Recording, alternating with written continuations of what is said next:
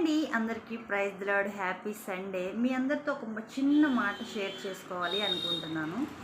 అద్దం పగిలితే సౌండ్ వస్తుంది, అవునా కదా?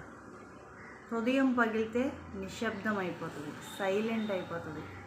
ఏమంటారు? అలాగే మనసుకు బాధ కలిగితే చాలా దుఃఖం వస్తుంది, కన్నీళ్ళు వస్తాయి.